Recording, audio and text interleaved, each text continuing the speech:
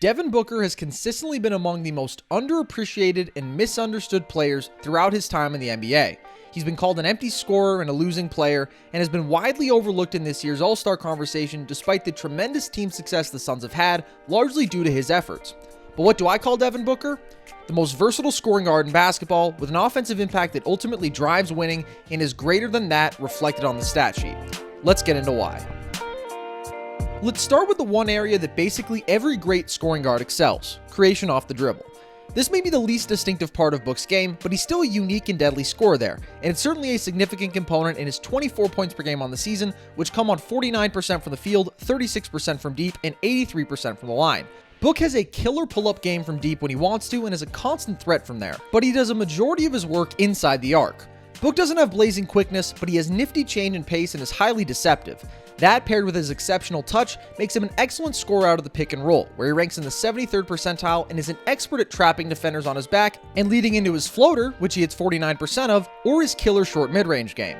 If he gets all the way downhill, he's a physical driver and creative finisher around the rim as well, and is incredibly reliable at the line if he draws a foul, knocking down better than 83% of his 5+ attempts per game this season. Even outside of the pick and roll, Book weaves through the mid-range masterfully, constantly playing with a sense of calm, and is never sped up, and he barely needs any window to get off a good look as an incredibly gifted contested shot maker with sensational footwork, who is expert at creating space when there isn't any there, be it with step backs, jab steps, or anything else.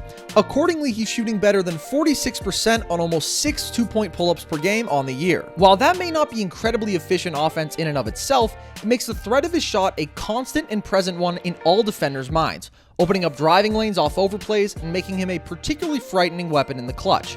Basically, he can get you from anywhere on the court. He's arguably the truest 3-level scorer we have in basketball today, and that's a special thing to be. In the ugliest days of Suns basketball, Book was forced to operate as a de facto point guard, acting as a primary ball handler and facilitator in the vast majority of games. While that certainly helped him develop as a playmaker, that was never what he was meant to do, because what makes Book so special is his tremendous value off the ball. In the 2 years he spent alongside real NBA point guards, that's been plain to see. First, Book's pure shooting ability makes him a lethal option off the catch, where he's knocked down almost 46% of his attempts from deep. Where he's even more special off ball is, again, inside the arc. Book is constantly moving and working his way into open space off ball, and is particularly lethal coming off screens, where a huge portion of his offense comes from. Set a pin down for him and he's a master at curling around and knocking down from 15 feet out. What is essentially non-existent offense for other guards is therefore insanely efficient offense for Book, who shoots a ridiculous 75% on catch-and-shoot twos. But overplay that shot, and with a head of steam, Book can easily turn the corner right into a quick floater or a finish around the rim. Book is also one of the league's best cutters, a hugely underrated skill set and one that most of the league's best guards neglect. He's cut the 9th most times of any guard in basketball this season and ranks in the 82nd percentile there. Book is a highly cerebral player, constantly aware of overplays and unattentive defenders, and he translates it into the most efficient offense in basketball, averaging 1.48 points per possession as a cutter on the year. That gives him constant gravity and makes it impossible for defenders to take their eyes off of him, ultimately creating more favorable situations for his teammates and highly efficient opportunities for himself. In my eyes, this is the most interesting tool in Book's bag. He's an elite post player, an incredibly distinctive skill set for a guard to have in today's NBA.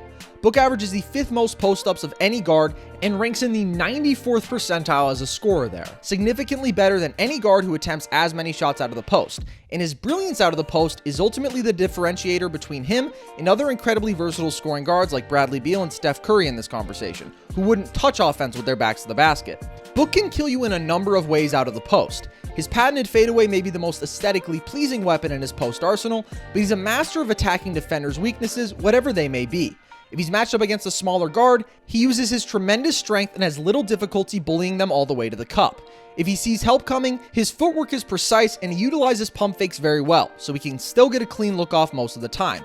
Against bigger defenders, he's a master of forcing players to shift their weight and then explosively spinning out for finishes around the rim. Basically, he always has a mismatch down there, something that no other guard in basketball can say, and it's just another way in which he's a quick-hitting assassin as a scorer. So now we know that Book is crazy skilled and that he can score in more ways than any guard in basketball. But why does that matter? Well, there's a legitimate, tangible impact of being able to score from anywhere. People have to be scared of you from everywhere. Teams don't have to be worried about James Harden or Luka Doncic curling off a screen to knock down a mid-range jumper, or executing a high IQ backdoor cut. Those guys are masters in their own rights, but their tendencies are predictable, and they give you chances to breathe. Book doesn't.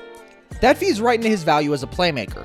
Because of his dominant scoring, Book sees a lot of double teams, and is incredibly patient in dissecting them, and highly capable in making the right read out of them. The second Book catches the ball inside the arc, the entire defense is keyed in on him.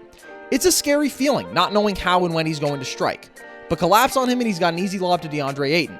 Try to double him out of the post and he'll make the right read. He constantly has defenders in compromised positions because he has the advantage from everywhere, and he forces you to pick your poison in a way that very few other players do. There's a pretty well accepted narrative developing that Chris Paul is the most important Sun, that his establishment of a defensive identity, his playmaking and command of the game, and his late game closing are ultimately more valuable than what Book brings to the table. You can make that case. I don't think it's crazy, but I ultimately don't agree with it. Personally, I think Paul gets a lot of credit for being the new guy in a system with improved talent across the board.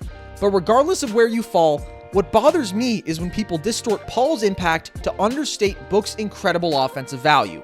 Last year, the Suns had the worst offense in basketball with Book off the floor, and the second best one with him on the floor. In fact, this will mark the third straight season and fourth time in 5 years that the Suns are at least 9 points per 100 possessions better on offense with Book on the floor than off it, essentially the difference between the league best Brooklyn Nets and the Detroit Pistons.